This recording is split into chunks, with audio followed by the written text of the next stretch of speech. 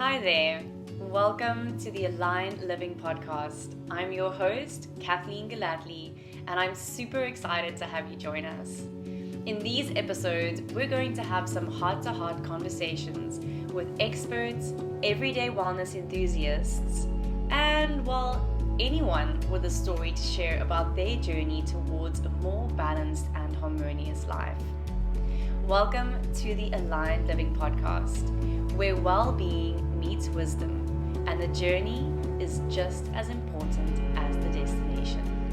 Let's dive in. So welcome everyone to the Aligned Living Podcast. I am your host, Kathleen, and thanks so much for joining us today, whether you're listening to this or whether you're watching the full video on YouTube. I hope that you enjoy the conversation. I know that I'm going to.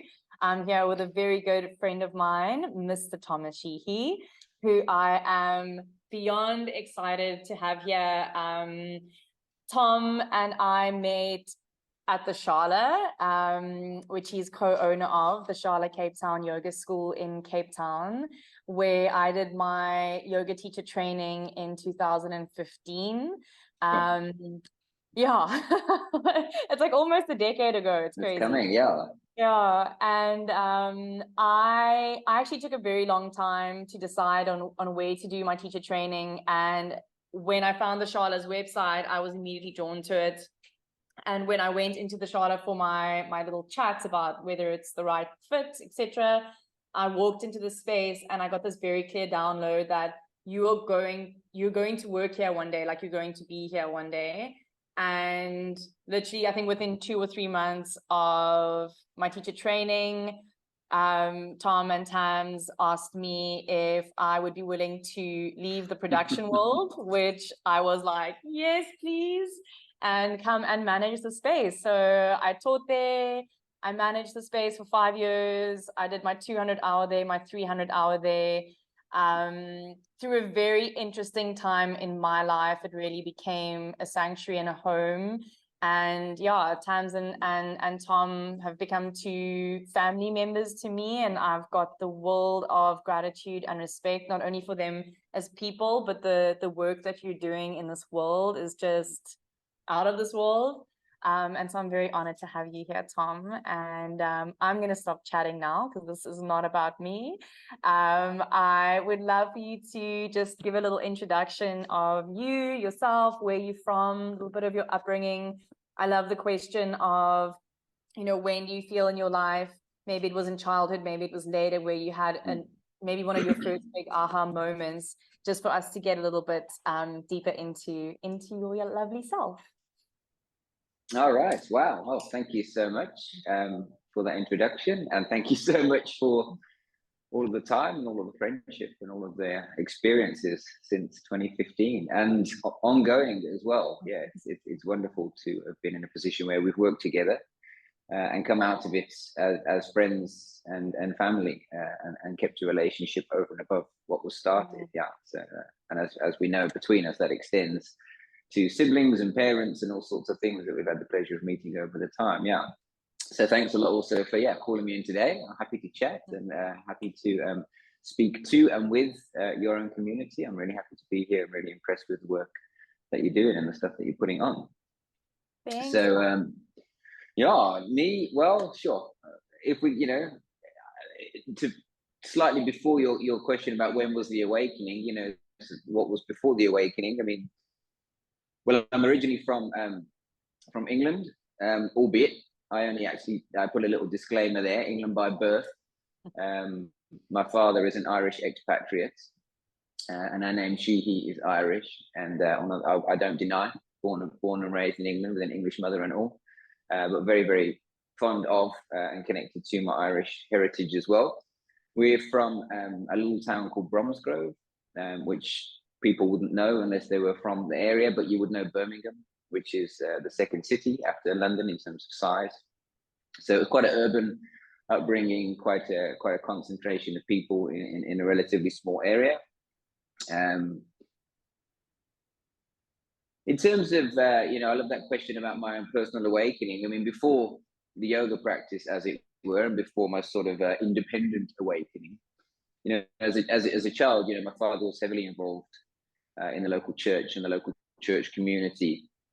And although I don't personally attend churches anymore, the spiritual connection that was instilled in us and the community around us, and the spiritual connection was already there. And from a yoga perspective, the spiritual connection, yoga is in some ways a conduit for a spiritual connection. So I was maybe pre-awakened in some ways, in terms of I was already awake to the belief of a creative force, if you will, an awareness of, let me say, grace in my own life, which doesn't mean ease. It just means grace, connection as one goes through their own life. And that was not a problematic childhood at all. It was all fine. I did start to question the church as an institution. Probably not unusual in my sort of adolescence, early teenage years. I started to sort of question that, to turn away from it for a bit. The awakening that came thereafter, I hope it doesn't sound too much like a cliche. Even after I sort of left going to the church, I still had my own personal practices, my own spiritual connection, my own understanding of prayer and meditation. I did meet someone that you're well acquainted with, Tamsin. So I'm being a bit cheeky there and a bit facetious. Tamsin is my lovely wife and your former employer at the Shala, and the other co-owner of the Shala. And she was far ahead of me in terms of yoga practice, as in she introduced me to the yoga practice. She was already deep in practice. She was already starting to teach. She was at that time holding other jobs as well, hospitality and teaching, like yourself, trying to sort of move over more full time. But so when I met her, she was already practicing. She was already teaching a bit. And our conversations were rich, from the get-go. We were both in hospitality. We were both there from finishing work late at night, even early in the morning sometimes, and still meeting up to only go and hang out together then. But we'd go and sit somewhere quiet and have deep and rich conversations around the meaning of life and the cosmos and God and creation and all sorts of things. So that was a really nice connection. We went quite into quite a deep conversation quite immediately in our relationship. But as you would know, because you know Tamsin, she's profound, she's deep, she's wise, she's spiritually connected herself, and I was really intrigued by everything she was doing and everything she was talking about. And she basically introduced me to yoga. She was practicing a bit, and I would sort of maybe sometimes see what she was doing. Wasn't really getting involved so much directly until she handed me a book, which you might know. It's called Asana Pranayama Mudra Bandha, and it's the teaching of Saraswati Satyananda. And was it Satyananda Saraswati? Forgive me, get that the wrong way around. Bihar School of Yoga. It really, it got me, like Tamsin did, immediately. And this was showing my age now, before online was much of a thing, certainly before smartphones, and certainly before social media. I mean, there was online in terms of websites, but this was a book, an old book, if you remember those. I just remember opening up and seeing the pictures, simple line drawings of basic asana, reading the very basic descriptions of do this, do that, do the other. And a deep, immediate part of me just went, yeah, duh, like, of course. Not because I felt I knew it, because it just seems so right, more like, no, duh to myself. Like, how on earth, why doesn't everyone do this? I didn't need any convincing after seeing it. And I can't quite explain why. I just remember that the book, I opened it and I immediately resonated. I have always been a swimmer. I used to swim semi-competitively as a sort of high school student and all. And I've always, even after not making the Olympics by a long way, I still kept up my swimming practice. It's a practice that's really important to me, physically, mentally, emotionally, spiritually, and I think set me up well for yoga, because some of the tenets of swimming, is the breath leads, the body follows. It's all about, can you breathe? Not how fast can you swing your arms. It's about technique more than power, and you get more power through having better technique. It's very ambidextrous. You do left, right. Being underwater, you can't see, you can't hear people, so you're very introspective. Anyway, you're very full body awareness when you do it. So when I sort of saw yoga asana and added that on, it really, really resonated. But probably one of the slight differences between the swimming and the asana was the stillness in the shapes as well. And of course, in swimming, you're moving. Today's contemporary yoga industry is largely about movement as well, I understand. But Sachin and Saraswati was a bit more the old school. They're like, stay in the shape and hang out there for a bit and introspect and actually don't move. I'm still in a space where a self-practice can only have 2 or 3 shapes in it. I can do easily 10, 15 minutes in one shape, do it on the other side, get out of there. I'm not too fast on the mat, whether I'm practicing or teaching, because I appreciated the stillness. And that is just back to the awakening. That was really profound. It added a level of structure. It added a framework around the practice, similar to how perhaps the church had done previously, but one that felt more appropriate and relevant for me as a young adult. I was in my early 20s at that stage. Yeah, one that it had the same basic themes, I feel, creation, created, creator, connection, do your best, try and be good.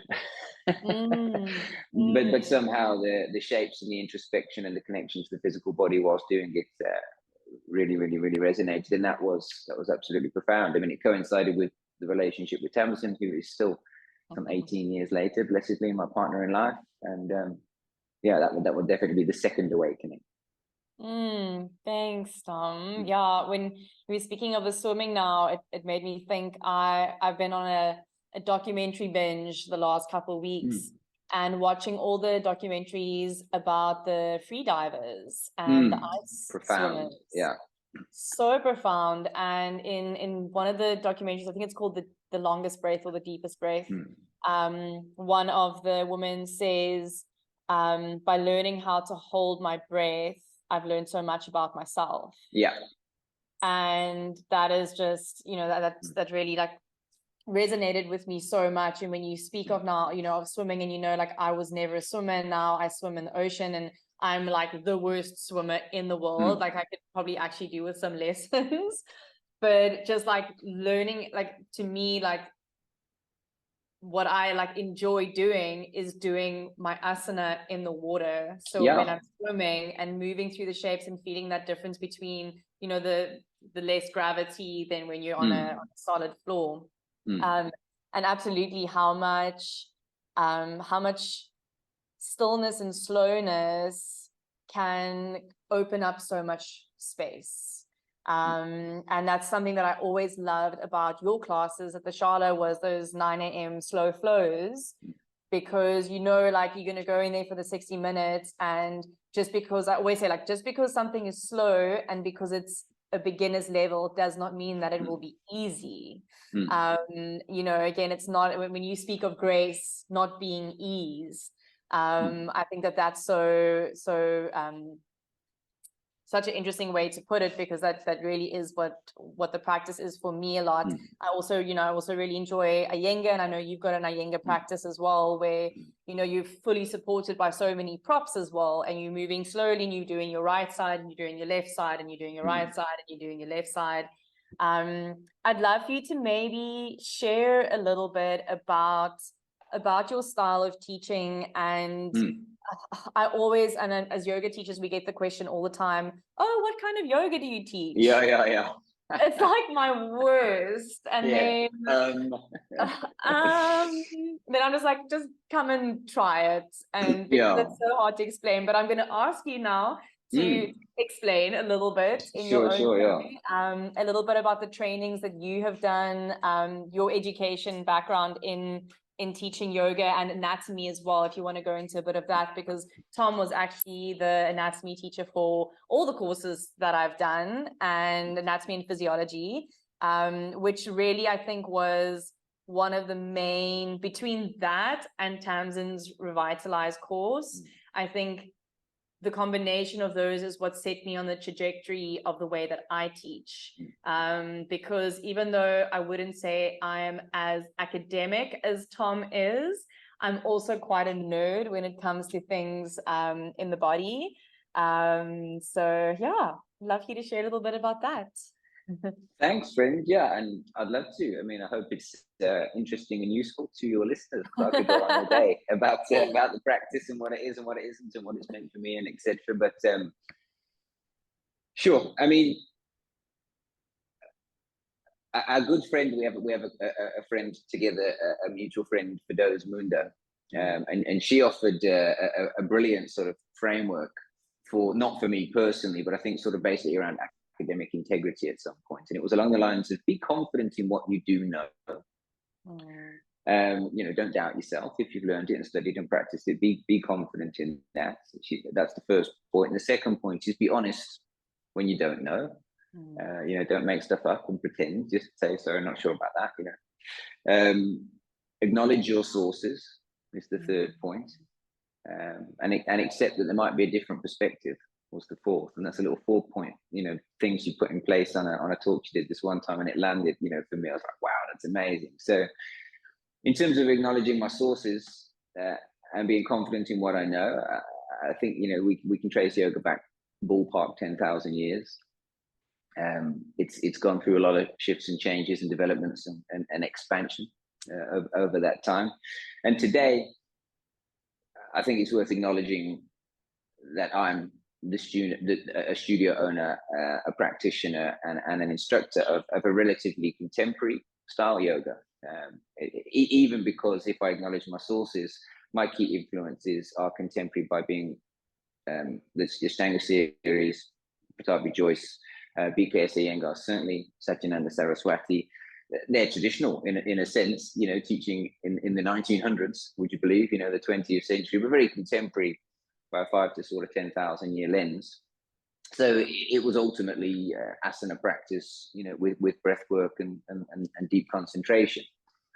That said, I'm probably a little bit less contemporary than some of the very contemporary understandings of yoga today. And when people say, what type of yoga, you know, sometimes they're thinking, is it power yoga, is it heated yoga, is it sculpt, or whatever the case may be. And I seem very traditional compared to some of those, because like you said, my classes are slower.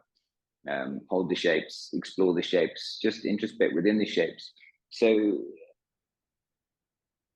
probably my first like really formal training was Ashtanga primary and even secondary series. For those that don't know, that's basically a set sequence or several set sequences, but you do the first sequence. Some people stay there forever. You might move on to the second sequence very occasionally. We're talking minor percentiles now. People go further than that. I can't even remember how many there are. There's actually not that many. But you know, you might sit and do primary series, the exact same sequence every single day of your life. I used to wonder about that, like, wouldn't you miss out on something? Somebody once said to me, no, the practice is the same, but you're different every day. And what's amazing is to do the practice and go, wow, today I feel energized. Oh, wow, today I feel sluggish. Oh, today I feel super strong. Wow, today I feel really weak. So it gives you something to, you know, a baseline to sort of set yourself up from. Even that's relatively fast. You hold each shape for sort of 5 full breaths, but you understand a slow inhale and a slow exhale. You're in those shapes for a long time, but you move on. I'd say Iyengar is perhaps a little bit slower. Very significant prop usage, blocks, straps, chairs, walls, you know, things to deepen you into the shape. And I just love it. I just love it. I love being in a shape. I love the sinking of the layers. I find that you start with stretching and breathing. You say, okay, oh, my hamstring, wow, that's tight. Iyengar says your posture begins the moment you want to leave it. And then you settle in, and of course, just by breathing and softening, the muscle fibers will start to soften up, and the tension can dissipate. Well, then if you stay in there a bit longer, what do you go into? Well, you go into the mental process. Okay, what am I thinking about? What's actually occupying my mind while I don't do anything? Because if you're not moving in the shape, you're not reacting, right? So you're just observing, and your body's not doing anything. You say, wow, that's interesting. I'm still thinking about this thing. I'm still thinking about that thing, or I'm forward thinking about the other thing. You just become more in tune to your own thought process. You hang around a bit longer. You know, you come into the emotional body, and then it depends how long you want to stay and how esoteric and ethereal you want to get on it. But you're just going to deeper and deeper and deeper layers. That's something like embodiment practice. And interestingly, that's also not very comfortable for some people. Some people don't mind stretching their hamstrings, but they don't so much like the thoughts that come up in their head and the feelings that come up in their heart whilst they're holding the shape and stretching their hamstrings. And they get, and that's often the time that people do want to go into a quicker practice. They just want to move on, get a sweat on or something like that. But as I mentioned, I've always had a spiritual practice. I've always had a connection. And part of that, I would dare to say, if I may, from my sort of Christian church growing up in England, and some of the yogic philosophy as I understand it, is specifically looking at your shadow, looking at your dark side, looking at your less desirable attributes, and deciding, could I do a bit better about myself? Could I make a better choice next time? Could I be a bit more patient, a bit more X, Y, and Z? Is there anything I could do, to be a better version of myself today? So I was quite ripe for that when it started to come. And I'm laughing. When it first did start to come, I realized I was still carrying quite a lot of shit, quite a lot of baggage, and quite a lot of aspects of myself that I wasn't very fond of myself. And I thought, well, no wonder some people aren't so fond of me either. I do need to work on this. I need to improve this. And I appreciate you laughing. I mean, you would have seen some of my less desirable traits when we worked together, and I know there was. You've definitely seen mine. There would have been occasions where I wasn't at my best, and I didn't communicate clearly, and I got it wrong. So I thank you for your grace and your practice in understanding my growth along with your growth. And it's a growth practice. Yeah. So that's how I practice. Slow, considered strong. I also still do exercise. I still do swim, and I still do run. So I do like to move. I do climb up the mountain and stuff. But I'm also very skinny, and very like Vata energy, like very nervous energy. I'm prone to a very, very busy mind, and I'm prone to anxiety, raised, elevated heart rate, and shortness of breath. So my practice is anything that will slow that down, and anything that will ground me. So I mean, Dandasana, staff pose on a wooden floor, just sit there and burn and draw those toes back and push those knees down, man, and lift those arms up and hold. And it burns and it burns. And I can't think of anything more therapeutic for me personally, because otherwise I'm floating off into the ether. Yeah. I lie in Shavasana. I put blocks and bolsters on me and press myself down into the floor with physical weights. And I love just the feeling of my whole body being flat on the floor and my spine being in the right shape, flat on a hard floor.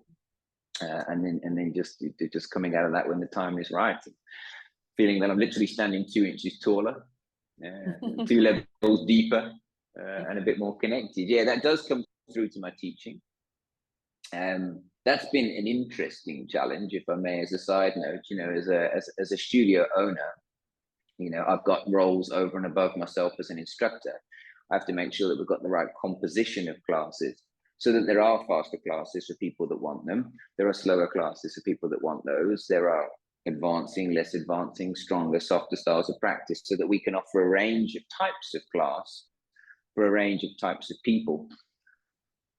Sometimes I've had to cover classes for other teachers, if they can't make it. Or sometimes I've had to have a look at how many people are attending classes and how many people are not attending classes, and ask, why are they attending these classes versus those classes? And I think the slower class is a bit less popular. And as a studio owner on the third dimension, on the earth plane, those are factors we have to look at. And there's been times where I've thought, no, I've got to teach a more vinyasa style, and I went to that guy's class and it was vibing and everyone was in the mood, and I need to do more complicated things and more complicated transitions. Every time I do that, it goes south. It goes wrong very, very, very quickly. I think I did not do myself a disservice. I can teach a faster class. If you said to me, hey, look, there's a 1 hour lunchtime fast vinyasa, we need someone to cover it, can you cover it? I could jump in there and give them a quick transition, complicated, fancy shape, 1 hour vinyasa, but I can't build that over the course of weeks and months and give people something new every time, because I'm still practicing Janu Sirsasana. I'm still practicing Paschimottanasana. I'm literally still doing the classic shapes from primary series, just even slower as I get older. So I can't then go and teach something that I'm not practicing, the disconnect comes through very, very quickly to the students in the room. So I've actually had to learn to back myself and say, this is a class that I want to teach, because this is a way that I want to practice. And this is the only way I can consistently build a class with a sort of ongoing developing curricula for people, is to teach it in the way that I practice it, which is slower. I definitely appreciate you picking up the fact that slow does not mean easy. It can burn. You can be as hard as you like. And what I actually say to some of the students, most of the time to start the class, I say it's up to you to, if this is energizing you and you want to press in, work a bit harder, and there's ways we can do that.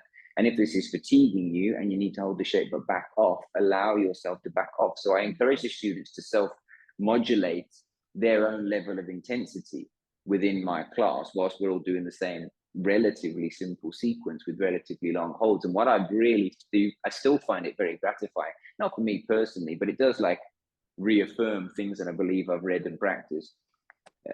To see someone just hold a shape and then start bursting into sweat, and all they're doing is like raising their arms above the head, but I'm like, and hold it, and hold it, and hold it, and do your toes, and do your ankles, and do your knees, and do your hips, and that body scanning process on the floor, and just see them profusely sweating. And they go, wow, that class was strong.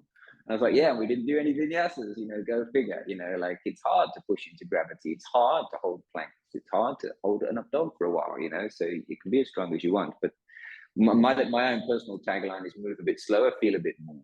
And again, I'm in my own body, comfortable in that discomfort. I'm happy to drill down into those sticky bits. In fact, I'm normally like, okay, that's a sign that my practice is working. Not just for punishment, not just for sort of flagellation's sake, because when it comes out of it, there's a clarity, there's a space that I've put an aspect of something down, and then I can take another breath and invite in another thought and refill the cup, more connected to myself, more connected to my people around me, more connected to spirit, and over time, just refining this process. Thanks, something Tom. like that. I was laughing now when you said, and watch someone burst into sweat, and I was all that went on in my mind was, and burst into tears, and like, that's happened too. When you're in a slower class and if you're holding, you burst into sweat when you're maybe holding your warriors, your lunges, or your planks, and then when you get into discipline like yin yoga, and you're holding very supported, but also again, the intensity starts to increase the longer you're there. And I taught a class on Monday night, and it was all hip focused, and long holds, so 2, 3, 4 minute long holds in postures, and obviously giving a lot of cues for props, and really cueing that you're not wanting to go into your 100% because you're going to be holding there. So maybe hold at 50% and notice how that is enough to take you to 100%, and the next morning, it's an online class, and the next morning everyone on the group messaged, and they were like, I was so irritated last night. Sorry Kath, like you were great, but I hated the practice, like awful. One of the students, Sumad, signed out, left Zoom in the middle of the class. She was like, I can't do this, I don't have capacity for it. And so it is such a big teacher, because it's easy to go to, well, not easy, but it's easier, I guess, to go into a class where there's music playing and you're moving and you're flipping that way, and your mind is occupied, so there's no battle with the mind really. And then when you, as you say, now my body's not moving, but there's all this internal activity that is happening. And I think that's, for me, one of my biggest teachings in that was my Vipassana experience of sitting for 2 hours at a time for the entire day, 14 days. And initially it's mental. It's literally mental. I found myself where I had like written an entire movie script. I don't know how long I was on that train of thought. And then suddenly something brings me back into the moment, and I'm like, oh wait, I'm at Vipassana. I'm supposed to be focusing on this. So I'm supposed to be doing that. And the little pockets where we create that hour once a week, twice a week, 3 times a week, where we can get to our yoga mat if you're going to a studio, if you're someone who doesn't really have a home practice yet.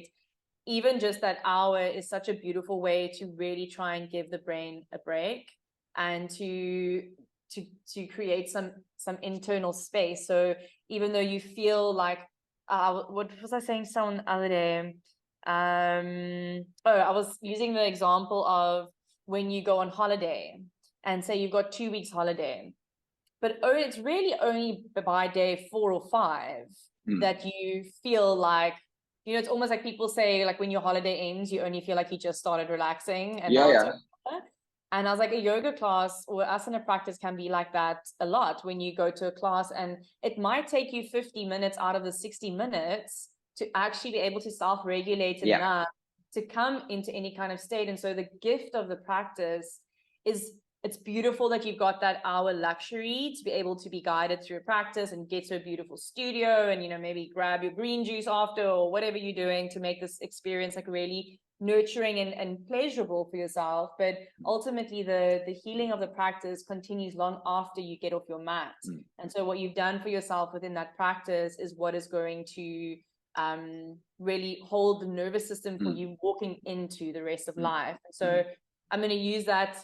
If there's anything you want to reflect on, you're welcome to, but I'm also going to just use this as a little segue to bring us back to your anatomy background. It does, definitely. Yeah, it's a big part of your teaching.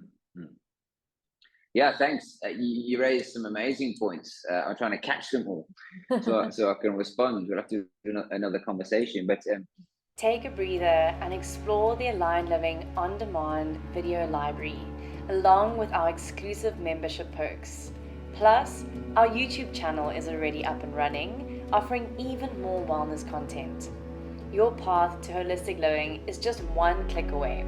Visit our website to learn more. And now, let's return to our inspiring discussion. If you come back to the idea of people bursting into tears, I think we're leaning into the therapeutic space, which isn't for everybody, and it doesn't have to be for everybody. You know, it's lovely to go to a nice flowing class and stretch it all out, and make the shapes and breathe and feel great, and go about your day and fill the cup, and that's absolutely wonderful. As I said, my first interest, and still today probably my most important, my most significant book, I still go back to AP&B regularly, and it's largely yoga therapeutics, and it's along the lines of yoga is successful because of the balance created between the nervous and the endocrine systems. And it says for many and most people, the physical body is a familiar and a practical starting point. So get on the mat, make a shape, feels a bit like exercise. People are like, okay, I get that. And if they want to just do that and carry on, that's fine. But if you are willing to look at your nervous system, your thought process, if you're willing to consider your endocrine system, like, wow, I've actually got like a spleen in there. Goodness, you know, I've always, like when I'm doing a bind, I'm like, as well as wearing my shoulders and my wrists, I'm also like, what's happening to my spleen right now? Where's my pancreas in all of this? And when you start that introspective space, I do feel there's a bit of alchemy that happens. And we do start the digging into the shadow, into the discomfort by choice. And that's the sort of therapeutic angle, and that's not for everyone. It certainly is for me. I mean, that was my first green light in the practice. Just like, wow, this is going to heal some deep things here that need to be healed in a way that other things have not been able to get to, and I'm willing to go through some pain and discomfort to get there. You also raise an excellent point about yin yoga and having people feel grounded and centered and safe. That's a primary focus. If you're an instructor and you're going to go into a yin space, a trauma-informed space. Yin doesn't mean lie over the bolsters, fall asleep, have a nice time. If you're lying over the bolster and you've got your heart open, yin is waiting for the tears, right? You're opening up so much physically, mentally, emotionally, energetically in a shape like that. And you wait and you wait and you wait, and you go through that frustration and that, oh, what is the teacher doing? And when's this going to end? And all this stuff suddenly can come up out of absolutely nowhere. You're ultimately talking about embodiment practice there, and it is the nice segue into my sort of academic studies as well, because one of the things to be mindful of, current research is coming out that if you are going to have someone hold that shape for a while and wait for the potential for some sort of emotional release, you've got to put them in a safe vessel to do that. And that's why some people may just even subconsciously say, I don't like this. What they might actually feel is, I don't feel safe in this, and they just switch off and leave. And if someone hasn't got that choice, if you've left them in a physical class and they don't want to leave because they're in the middle of the room and they're busy crying, you've got to make sure that they feel safe. One of the first things I do in any class, and with a private, if I take somebody on individually as well, is first have them familiarize themselves with the space, get them comfortable on the mat, still on the mat, lying down, proper pulses, ask them to close their eyes and ask them to reaffirm to themselves that they're aware. I'm here, I'm on my mat, I'm in this room, I can feel the air on my skin, I can hear the instructor's voice, I'm aware of people around me, I know where my exits are, I know where the toilets are, so that they don't feel trapped. Because unfortunately, for a lot of people, connecting deeply to their own body, their own thought process, their own feelings is not a comfortable space. And in terms of the academics, and I might just give you your listeners here a slight trigger warning, if I may. I wrote a Master of Science dissertation year before last. I think I wrote the dissertation, but last year I qualified after they graded it and all the rest of it. It was called Advanced Complementary Medicine. And I wrote as a yoga therapist. Other people on my cohort were writing as Chinese medical practitioners, acupuncturists, nutritional therapists, and it was looking at academic research over and above traditional teachings of whatever your practice could be. Rigorous scientific research, critical reflection. My mind goes blank now as I start talking about a Master of Science. Go figure. But proper referencing of your work, having someone else be able to follow your work and audit trail, so someone else could pick it up and see how you got to your conclusions and which articles you read and how you critique your articles, etc. And I wrote my dissertation question was, what do yoga instructors in Cape Town understand about eating disorders? And the process was looking at negative body image, disordered eating practice in and around yoga communities. And some of the take home, some of the concluding points and discussion points were that embodiment is not comfortable for everybody. So just be mindful of that. Because there is a tendency sometimes, and I'm not going to try and slander anybody here, but in very contemporary yoga, where people are doing potentially really, really happy yoga. It's just like, close your eyes and open your heart and have a great time and feel better, ta-da. Look to the lights. For some people, that sets them up for a lot of failure. They're like, well, okay, I'm doing that, but like, I don't feel light, I feel heavy, I feel scared, I feel angry, I feel upset. I'm comparing myself to everyone else in the room. I'm not feeling very comfortable in my own skin right now. And that was a major finding for me academically. That was massive for me to add to the richness of the traditional texts that I'd been reading. And I knew that I'd gone through my own struggles in my own practice. It added another level of being aware of make sure I'm not actually re-traumatizing or even initially traumatizing someone in my class. And so what we try and say is things like, you don't have to expect that everyone that comes into your room is dealing with something. Some people do just arrive because they want to have a stretch and go about their day. But assume the possibility that someone in the room is there for something a little bit deeper, a little bit less comfortable. Just assume the possibility of that and make sure you're setting everybody up for success. Make sure that everyone knows is safe. And then if you rock it up to the happy days, then all good, you're safe while you do that. And if you're struggling with something, you're working through something, you know that you're safe when you're working through that as well. So that was a really fascinating process of doing that research and adding on, I would say, not changing anything I knew about yoga or competing with any of the yoga texts at all, just adding a contemporary lens, an academic lens, a different vision, a broader vision, I might say, because the research was coming from spaces in yoga and outside of yoga, psychotherapy, etc.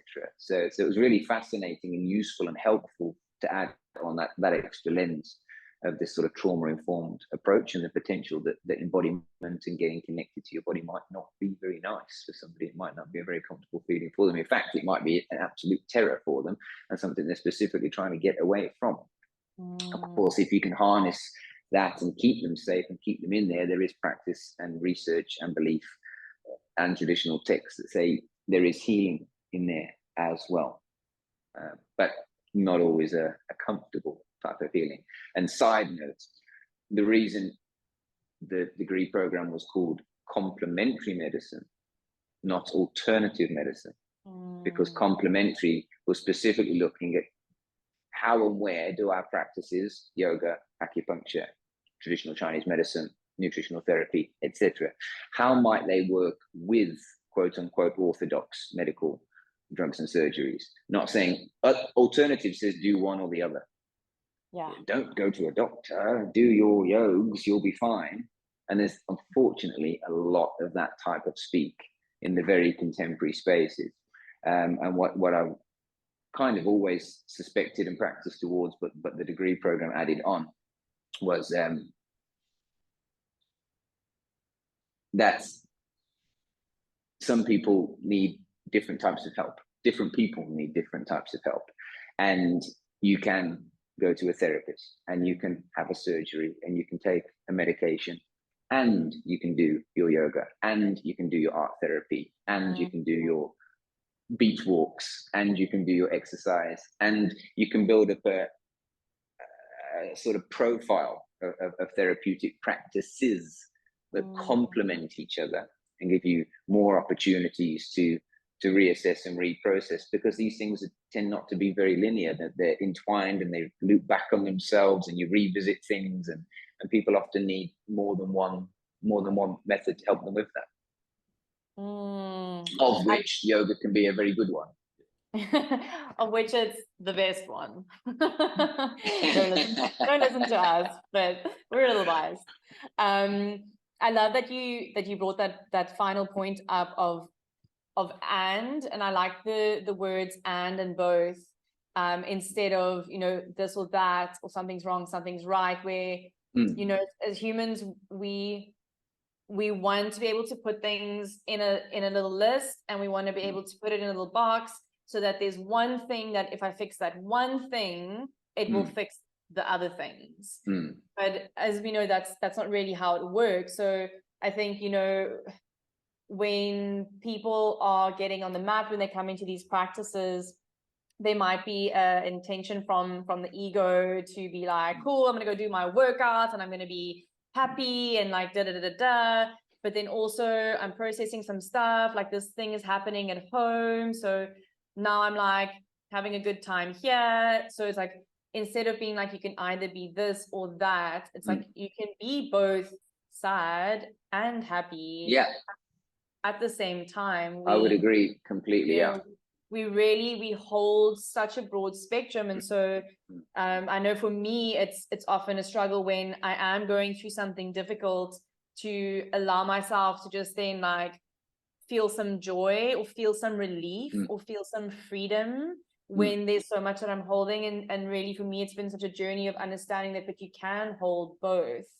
And I think that when we look at things like the words like you use now, like the alternative medicine as well, that makes so much sense in being like, in our human psychology, we think, well, this thing hasn't worked, so it's got to be that thing, or that thing everyone says I shouldn't do, so it's that thing. But you can actually explore all of it. And I know for me, it really has been a combination on my healing journey of seeing a psychiatrist and being on medication, of seeing qualified psychologists, but then also seeing like therapists and counselors, going for acupuncture, doing body work, you know, like looking at what is going to support me. And it's what I love what you said as well, of every person is going to need something different. And I think that is what also becomes quite a challenge for yoga teachers these days, when you are trying to run spaces that is open to everyone, because you're opening up to such a diverse group of humans. And you can have 20 people in a class, even if you have 5 people in a class, and you're trying to hold space. Like I was teaching a class this morning to completely different people, completely different bodies, completely different things, and having to change up my sequence as the class went along, to be able to adapt, to see that person is not coping, they're struggling, they're not I can see that's not about always enjoying it, but they're like really not enjoying the current, and not like right there. Like you can see like it's almost like you see there's a disconnect. You can see when people feel connected in their practice, even when it's tough. And so I think opening up your mind to be like, there's so many possibilities that you might not even have thought of, and both Western medicine and Eastern medicine work really well together, actually, when done with perspective, I think. And I'm actually gonna slide now into, because you and I will talk forever, Tom. I'm happy. Let's go. Let's go. I wanted to ask, because we've spoken about a lot about the mind and the body and movement and so on. I would love, because I know that you are extremely knowledgeable in nutrition, and that's, again, we could actually do an entire episode about nutrition. So I think to get the most value out of having you here now, I think if I can ask you, what are the 3 top or most important aspects of nutrition you believe that either people are lacking or do not understand, or that is needed in this world? I could definitely talk about that all day. How long have we got? No, we've got time. Your point previously about carrying different energies at the same time, I can be happy and sad kind of at the same time, was really beautifully observed and articulated. And I know, so Kathleen and I know each other over and above this interview, so I won't keep trying to drop things in from our past, but I know that you know the term interoception, you know, yes. Awareness of your own internal environment. And if one of the processes on the mat is to look inward, to close the eyes and actually see, okay, well, I can feel the skin. Okay, now I can also feel the muscles under the skin. Okay, I can actually feel my heart beating in my chest. You're drilling down, down, down, and really looking deeply inside yourself. And it might be, for example, just a very theoretical example, that you could say, okay, well, I'm actually really chronically sad about this thing. I've got this condition that will not go. I've tried everything. It's really, really, really, really bothering me, and I'm really upset about it. And I know that I need to carry on, etc., etc., etc. You can have full awareness of that, and you say, and I'm going to my friend's birthday party after class, and I'm really happy for my friend's birthday, and I'm really going to be a happy version of myself. The yoga class didn't cure your condition, but it helped potentially to compartmentalize it, say, right, I'm still going to go and make sure I see my psych next week. I'm still going to make sure I take my meds. I'm going to make sure I eat well. And even though I'm weeping inside and carrying this pain and sorrow in my heart, I've got it, I'm aware of it, I'm boxing it up comfortably, and I'm going to put it there, and I'm going to be able to be a good version of myself without being a false version of myself when I go to my friend's party or whatever the case may be. And I can be really happy for that person. It doesn't mean that the sadness is gone. It just means that I've worked out so well on how to understand myself that I'm dealing with this part of it now and that part of it then. And they're all aspects of who I am. So I know you've done really, really important work in your own mental health, and I'll say it because I also appreciate that you're such a champion of it, that I'm not disclosing anything that you don't disclose to your people and your community. I think everyone knows everything. It's part of your professional identity, and it gives people confidence to do it. So thank you very much. In terms of nutrition, similarly, so before the masters, I studied nutritional therapy. I'm a nutritional therapist. I did naturopathic medicine as well, and they led up to the point of me taking on a science master's degree. So I'm also a nutritional therapist.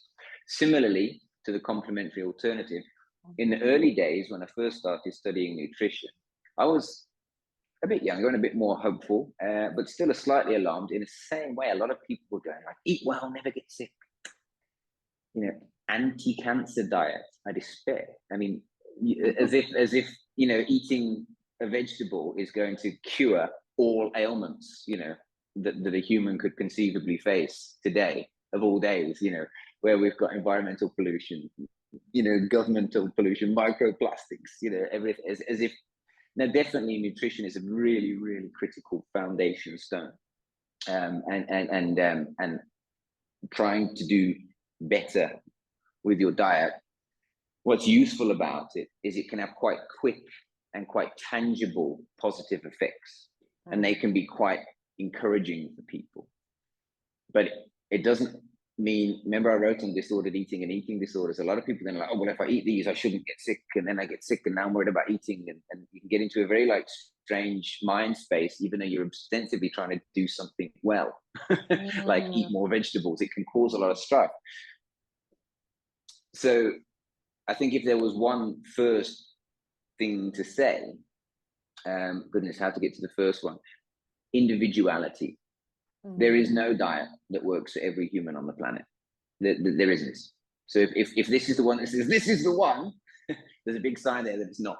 It might have lots of versions of truth in it. It might have lots of plausibility in it. But the idea that you could scale that up to 9 billion people and ta-da, everything's going to get better, it's absurd, really. It's been disproven so many times. It's a little bit embarrassing. There is no single diet. There is a framework of generally agreeable principles around the diet. And I like to so once we've accepted that there is no individual diet that serves every single person in the whole world, there's only your own personal context and setting. Now that's your genes, that's your lifestyle, that's your friends and family, that's the community you live in, that's the things that you've got control over and the things you haven't, your own access to finance, your own even access to foods, cultural norms, social norms, personal tastes and preferences. We're allowed to like our food.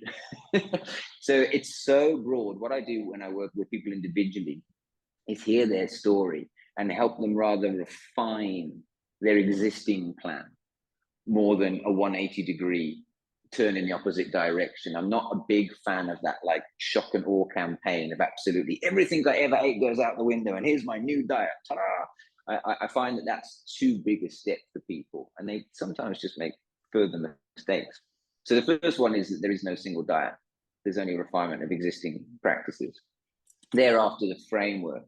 This is going to sound a little bit yogic, but the first most important nutrient is oxygen. You know, you can go for weeks without food, days without water, minutes without oxygen. So breath practice. Every cell in the body needs to be oxygenated. Now, normally we're breathing enough to stay alive. Of course we are. It's an involuntary process. But as yogis, we know that you can take voluntary control of the breath at any point in time. So you can take voluntary control of an involuntary action. And from a yogic philosophy concept, they say, therefore, it's the bridge between the conscious and the unconscious aspects of our mind. For example, I'm breathing in, I can pause. Then I can breathe in some more and I can pause. Then I can breathe in some more and I can pause. There's millions of breath practices, pranayamas, you know. So breath, oxygen is the most important nutrient. And if you did nothing else, lying on your back, getting comfortable, resting your hands on the belly and doing some soft belly breathing for 30 seconds to 2 minutes once a day would definitely do you some good. Like it physiologically is guaranteed to do you some good. So the first most important nutrient is actually oxygen. Thereafter, it's water. We're made of water. Depends who you ask. Are we 60%, 70%, 80%? You can be sure it's a lot of water. And the amount of people I get in my practice, grown adults, intelligent people, that say things like, really? But how much water? But does orange juice count? And they get all like so complicated over the idea of just drinking water. I'm like, I don't know, man, just go past the tap and fill your glass and drink a glass of water. Should it be 1.5 liters or 2 liters, or just drink some water? Yes, you can also drink tea, and yes, you can also drink fruit juices, but just water on its own. And the general rule of thumb that I have in my own life, and one that I recommend to people possibly is rule 2, second most important. When you wake up in the morning after taking a breath, the first thing to consume, a glass of water. Nothing in it. Doesn't have to be a massive glass of water, just drink a glass of water. And I would say the last thing you do before you go to bed, drink a glass of water. You bookend your day with 2 glasses of water. Then people go, no, but now I might need to go to the toilet in the night time. Oh, sorry, you know, very slightly inconvenient. But yes, I'm afraid your body is made of water and you need to drink water. So if you're not drinking water, drink water. And if you're already drinking water, drink a bit more water, because we should all just be drinking water. So we breathe and we drink water. And then the third, I might say, I'm a bit scared because I don't want it to be misread or misinterpreted. Vegetables. No matter what diet you follow, because I'm not there saying everyone must be a vegan. I really want that to be clear. You can be a vegan, absolutely you can, but there is no single diet. But if you're eating a pizza, remember to order your side salad and put the leaves in the pizza. It's really handy. It folds over. You can eat the leaves. If you're having a burger and chips, get a side salad, get some basil pesto, get some avocado, put some fresh vegetable type thing in it. And I think a lot of people's mind, even if you're a banter, even if you're eating high animal fat diet, which can work and be done very, very well, still eat some vegetables. If you're going to have lamb chops on your braai, steam some broccoli, make a big salad, right? They go delicious. It's a brilliant combination. It'll help your body pass it all through. And so many people don't eat enough fresh vegetables. And what I find interesting, not for everybody, and I don't like the big general cliches, but what I do see a lot, when let's say someone's having a braai, we see like all these different types of meats and all these different types of like potatoes, chippies, and all these other things. Or when people are creating a meal, they often say, what's for dinner? Are we having chicken or beef or lamb? The focus is so commonly on the animal flesh component of the meal. And I think we could invert that and say, have I got some vegetables here? Have I eaten some vegetables today? And thereafter, do I feel like adding some rice? Do I feel like adding some fish? Do I feel like adding a potato? Do I feel like adding a lamb chop? But have I got some salads? Have I got some broccolis? Have I got some marrows? Have I got some whatever vegetables in my diet today? And the amount of people whose answer is no, I personally find that quite astonishing. And it really is a lot of people that it's absolutely no. I had jam on toast for breakfast, and I had something sandwich with no salad leaves in it for lunch, and I had a pizza for dinner with no salad leaves of any description. I find that unnecessarily common. And I don't want to sound judgmental in any way. I'm very hard trying not to, because again, all the diets are healthful, but there's such a pragmatic, objective, non-emotive quality to the fact that we need to drink water and eat vegetables. It doesn't mean you have to sign up for a full-time lifetime of veganism. It doesn't mean you can't enjoy the foods that you like eating. It doesn't mean that you can't have a glass of wine if that's your thing. But some water on its own and some vegetables at some point in your day are kind of physiologically factual. You look at the digestive system, you look at how it works. We've done so much research. We know what vegetables do. It's dietary fiber. It pulls things through the bowel, full of micronutrients, vitamins, minerals, enzymes, antioxidants, stuff that it's not about like your weight, or it's like these things are needed for your nervous system. These things are needed for your immune system. These things are needed for your endocrine system, and they're objective. It's not like an emotive thing. It's not like a yogic philosophy thing. So there is no diet. Air, water, vegetables. Thereafter, underpin it all, I have to enjoy your food. You have to enjoy eating, right? You have to enjoy it. It can't be like, oh, I'm eating this salad because I'm trying to lose weight, or I'm eating this salad because my nutritional therapist told me I must eat more salads. We're allowed to enjoy, eating's a pleasure, and that includes an opportune time to have a coffee and a cake with a friend. Someone says, hey, it's my birthday, eat some cake with me. Don't get, oh no, I don't like the flour. Unless you're overtly allergic to that, like could be literally celiac. But if it's like, okay, yeah, just eat for fun, food can be a pleasure. Thanks, Tom. Those are really, really good reminders, and yeah, so simple, but again, not mistaking something seeming simple to be easy. Because just I think like the practice, just like it's all the practice. Sitting in your shape. Paschimottanasana is simple and radically complex. Exactly. And so, I've heard from so many people like, oh, I hate vegetables, or I hate drinking water. Yeah, I hear it all the time. It's so interesting to me, because it's like it almost goes against our actual human nature. And my next question is, speaking of, okay, I'm gonna get my food in and I'm gonna get my water in. I think what people need to be looking at, and this is something that Tams has always taught in Revitalize, is read your labels, like know where your food is coming from, and if your food can be as close to its original source as possible. So I kind of got two questions here. Well, the first one is just to speak on water, the quality of water. The second question is cooking of vegetables, because I know there's like a big like raw food movement in the world. So what happens when you cook and freeze vegetables? What happens to the nutrition element of it? And then also the quality of foods that we're buying, where 50 years ago when you were eating that salad leaf, it had so much in it, but because of mono farming and monocrops, the actual vitamin and minerals that are in the food that we're eating have diminished so much. I'd love your thoughts on supplementation. So I hope that was clear. Sorry, there's three Yeah, parts. no, I love it. So I'm happy. I'll talk. These are my favorite topics. So I appreciate it. I'm going to go in just with a bit of a caveat, though. And I'm gonna have to take a pause, because remember, Fedosi's 4 points: be confident in what you know, be honest in what you don't know, acknowledge your sources, and accept that there might be a different perspective.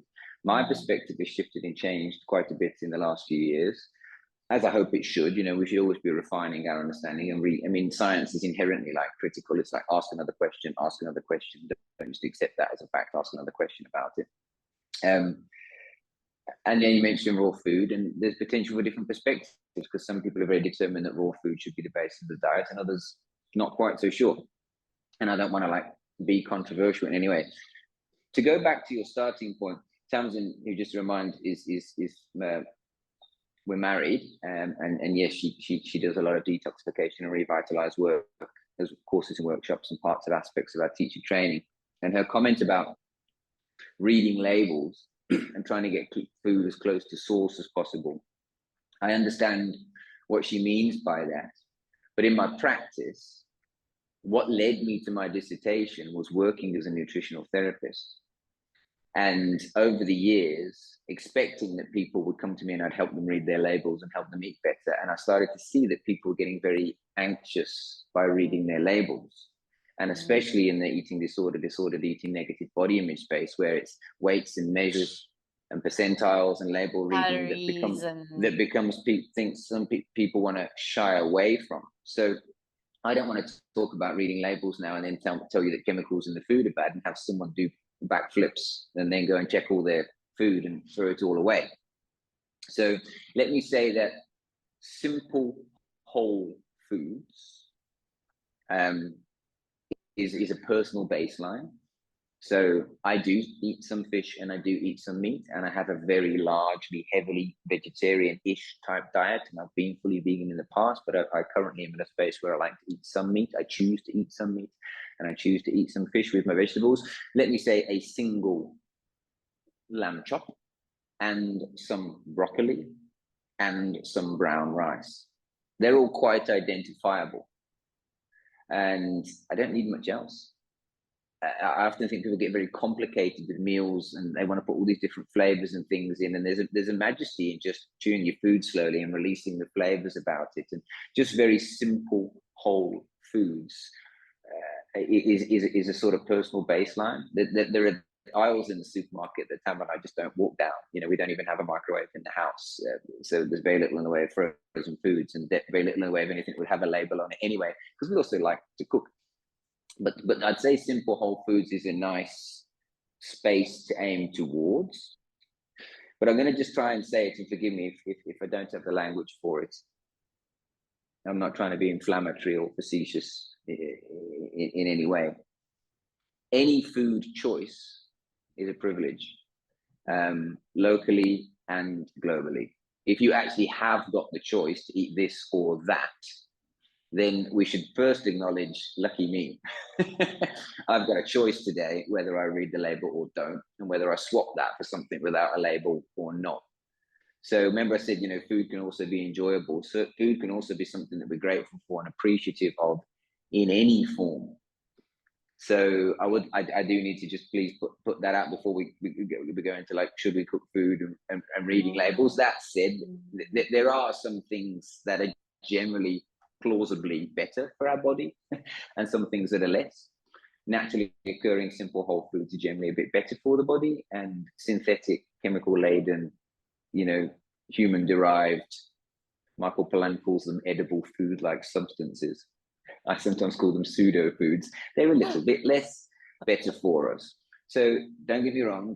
Again, it's context and setting. If you're on a long road trip and you pull up to a petrol station and you're just going to grab a bag of chips and a can of something to drink because you're in the middle of nowhere and it's a petrol station, by all means, fuel up, carry on.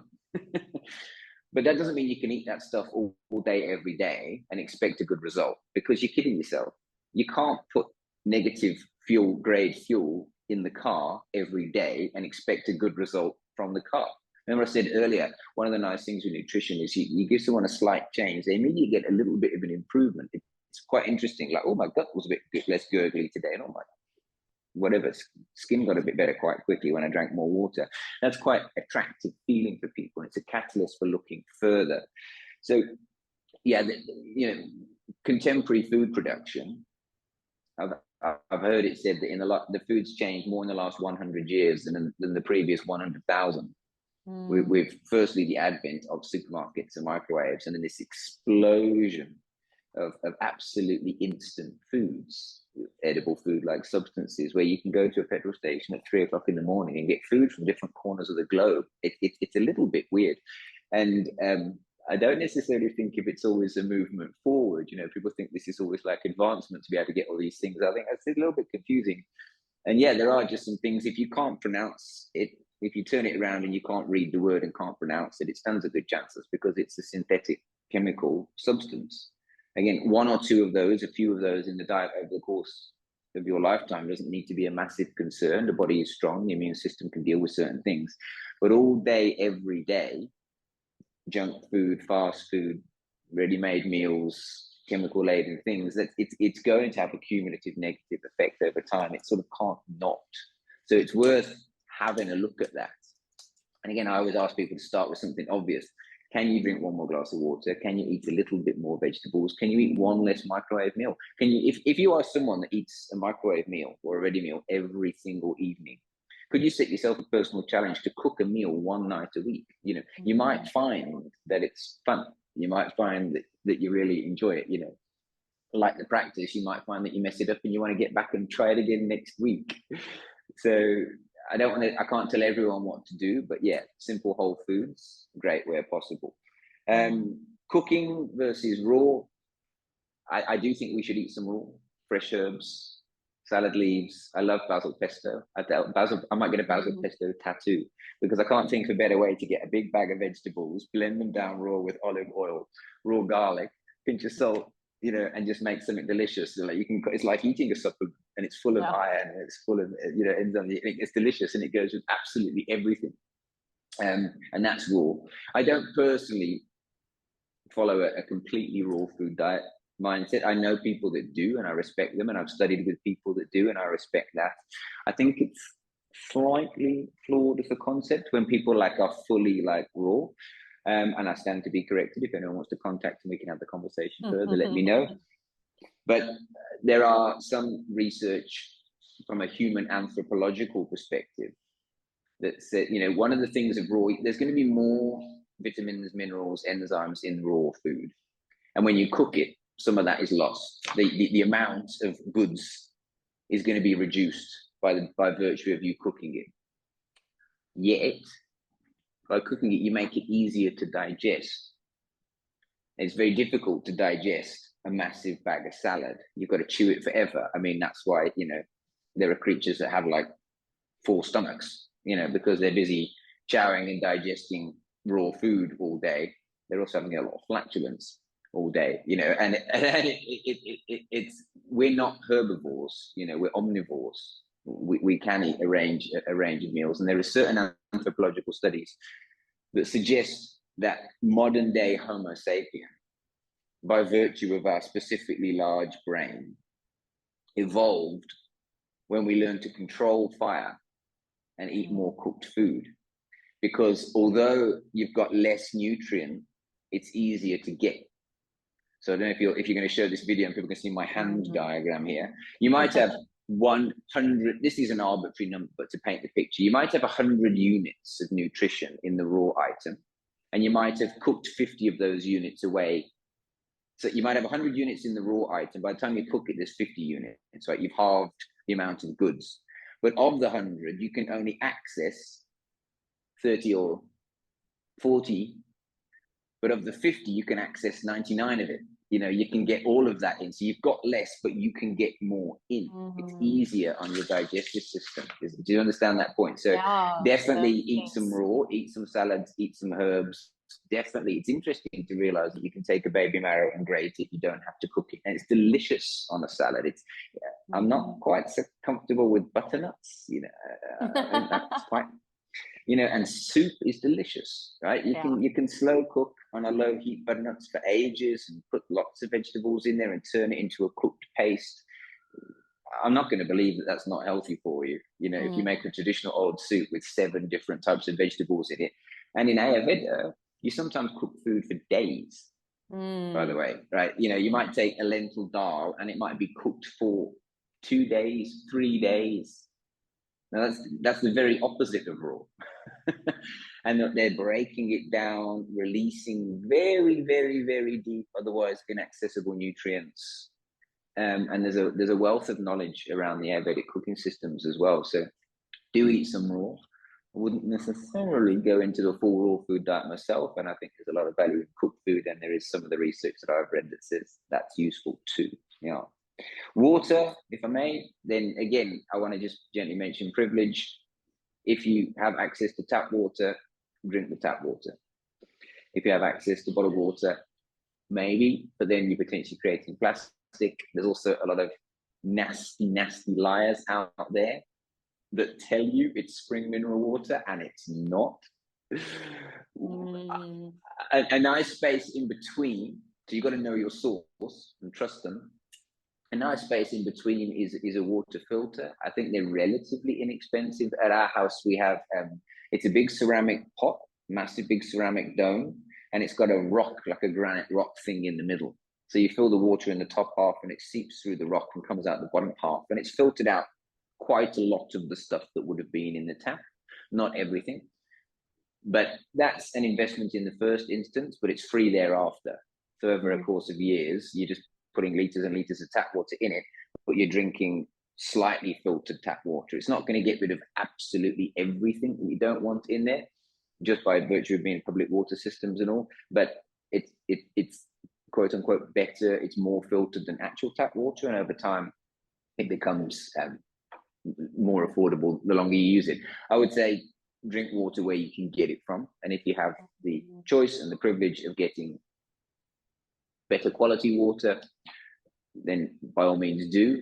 But if you just want to walk past the tap and drink a glass of water, then I'd say that the benefits outweigh the negatives. Even if there are a few things in there that aren't absolutely great under the microscope, you're still getting all that hydration. And if you've got a good, healthy immune system, doing your lymph, doing your yoga, doing your exercise, eating your vegetables, your body's also got a strong immune system that can deal with some things that might be in the water. And I think the message to drink water is more important than the message to be overly concerned around what else is going on in my water, unless you really do have that place where you can select nice water.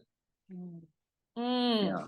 Thank you, Tom. That was can I offer what? Great. That was brilliant. Can I offer one thing on the supplements? Yes, just because you mentioned it as well, and I'm sorry to go on, but the word is the clue. Supplement.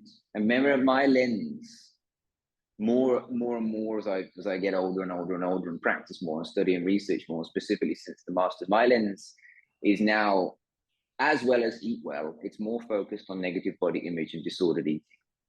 So I do have slight concerns around supplements, because sometimes people try and replace food with supplements. And I've seen people that are eating 8, 9, 15 supplements a day. And the clue is in the word. They supplement the diet. They augment the diet. They don't replace the diet. One still needs to eat fresh fruits and vegetables. And then depending on the context and setting, a well-chosen supplement can be beneficial. There's a bit of an industry around protein. You know, it's a billion dollar industry, especially because guys like muscles and it's easy to sell. If you're doing tons and tons of exercise, then you might want a protein powder. Yeah. If you're really not gonna eat vegetables, if you're like, I'm an adult and I choose it and I hate them, then take a wheatgrass tablet you know, that's just got concentrated vegetables in it and you can swallow it as a capsule. If you're chronically iron deficient, you know, get a decent iron supplement. For sure, supplements can help. They can augment, they can supplement the diet. A concern I see is that people are using them instead of the diet and smashing tons of them down their mouth at the same time in the morning. And that's a little bit less desirable. And unfortunately, I don't want to create fear. The whole industry globally is unregulated. There's no formal regulation anywhere. There's voluntary regulation by some companies, i.e. they get independent auditors to come and sign off their work and give them certificates of authenticity. They pass that cost on to you, the consumer. But there's no law broken. I think I said this to you on teacher training. I could go online and I could buy a container ship full of protein powder and I could have it delivered to my house. And I could get yogurt pots and I could decant it. And I could put a label that says Thomas Protein Powder and I could go and sell it. And I wouldn't break any laws anywhere in the world. And I don't even know what it is. I don't even really know where it came from. And unfortunately, I get a little bit pragmatic, bordering pessimistic when I walk down those aisles, and especially like the shop own brand, what. This is your multi-B everything's with all those claims. There's one at the moment doing the rounds on YouTube, and it says, if you've got tingly fingers, you might be deficient in B vitamins. Take this B vitamin complex. Tingly fingers. When there's sort of a symptom, tingly fingers, oh, I better go buy some B vitamins immediately. As if this 10-second adverts on YouTube diagnose what your tingly fingers mean. And then you go into the shop and you could be buying, quite frankly, you don't know what. So you have to know your source. You have to trust your source. I'm a huge believer in owner operators more than franchises. Yeah. So I'm sure in Honoris there would be a nice local independent health shop with a trained nutritional therapist, someone who's got vocation, someone who's got compassion, someone who's going to listen to you and recommend an appropriate range of supplements to you, more than walking into the cheapest discount shop you can find and getting the biggest bulk quantity you can, because supplements are awkward from a regulation space, and they only designed to supplement the diet, not to replace a healthy, balanced diet. I'll get off my soapbox. I'll get off my supplement box. No, that was a really great point. And I feel like this last question is going to be so great because we've had such an amazing conversation, and almost putting it all in a little pretty package at the end of what does it mean to you to live an aligned life, or to live in alignment? Is that the final question? That's the final run that by question. me again. So what does it mean to you, or what is your perspective on living an aligned life, or living in alignment with your truth, your higher self, the masterpiece that is your life? Yeah, the ongoing process, rather, that is my life. Maybe that's it. It's a process. Let's bring it, full circle. The practice of yoga is something that you and I both share. We both share it because we both personally practice, and we both share it because we both personally instruct others in the practice to the best of our ability.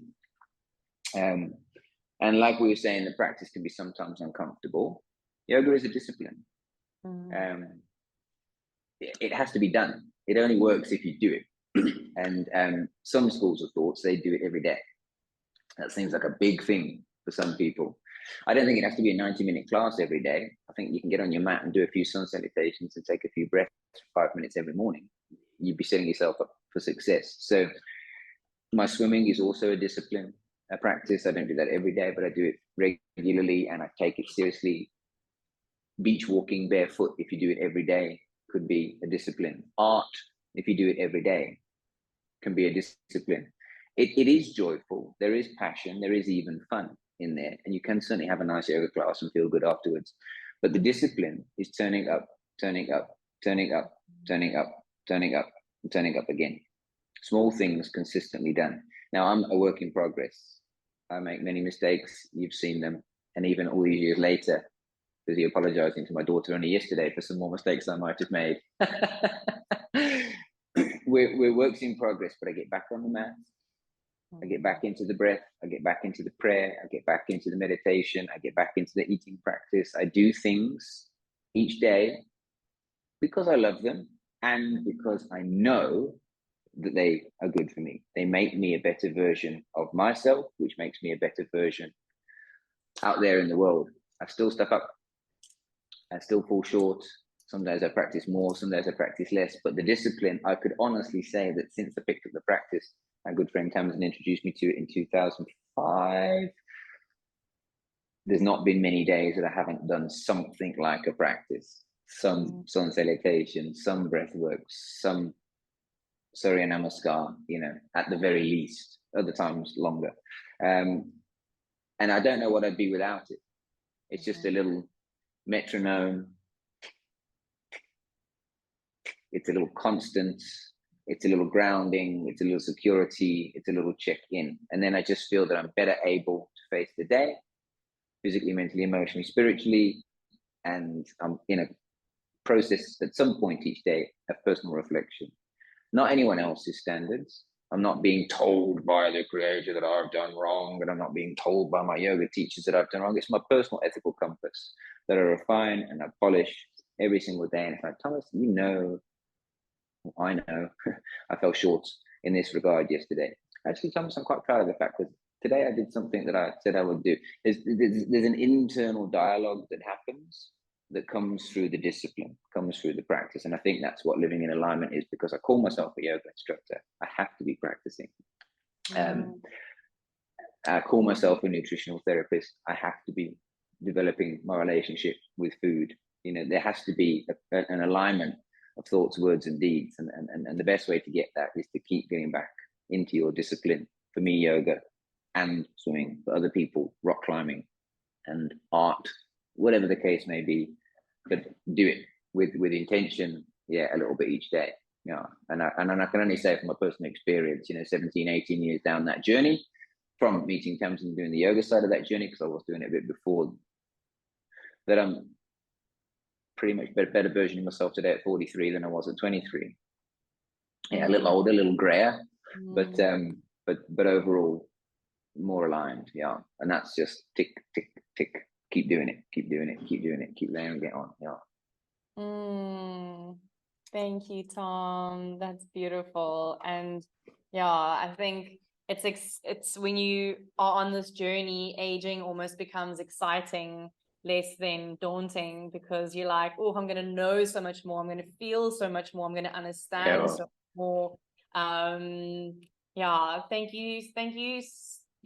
Thank you so much for this whole conversation.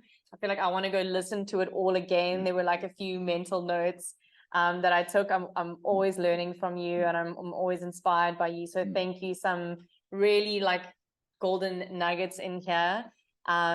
Really appreciate you. So thank you for your time. Well, thank you for the time. Will you please just let your community know that they can contact me? I'm sure you've got contact details for me. Anyone that's heard this and wants to talk further can contact me. I'm always open to an initial introductory chat. Not fishing for any clients or anything like that. Just if anyone has got anything they'd like to ask, question, comment, please let me know. They can. And if you do want to chat further about another topic at any time, please let me know. I'm really happy to be here, and I thank you for your work and your beautiful platform on which to put this. I can't wait to hear it back myself. Oh, thanks, Tom. So all the details about Tom, we'll put the Shala in there as well. We didn't get to speak about the Shala really, and their incredible life-changing teacher training programs that they put together with an incredibly skilled team. So I will put the information all in the show notes. It will be in the description on the YouTube video. So if you want to find out more, head over to Instagram, give Tom a follow, give the Charlotte a follow, have a look at what they're doing. They've got amazing workshops that they offer as well. Like I said, the different teacher training programs, a beautiful, as Tom mentioned, variety of in-person classes. They are in Cape Town in Gardens. And thank you for listening. If you enjoyed this episode, please like, share, subscribe, And as always, as Tom mentioned, now you've got any questions or comments, leave a question or comment below if you're watching this on YouTube. If you're listening to this, reach out via Instagram. You can contact me, you can contact Tom. This podcast really is to connect people. So reach out, don't feel nervous to do so, and there's no such thing as a stupid question. So I love thank that. you so much, everyone, for joining. Tom, you especially. Thanks, so much guys. love. Appreciate it, everyone, and thank you, Kathleen. Yeah, it's honestly, it's like a pleasure. It's such a pleasure to do this. So lots of love, Tom, and I will see you all on the mat or on the next episode. Ciao, bye.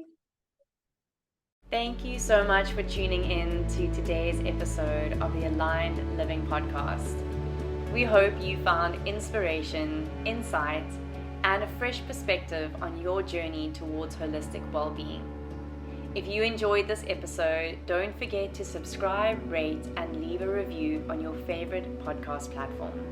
Remember, your feedback fuels our mission to bring you valuable content that aligns with your life. Stay connected with us on social media for updates, and feel free to reach out with your thoughts, questions, or suggestions for future episodes. We would love to hear from you. But until next time, take good care of yourself, embrace the present moment, and remember, you are your own healer. Thank you for being a part of our community. Goodbye for now.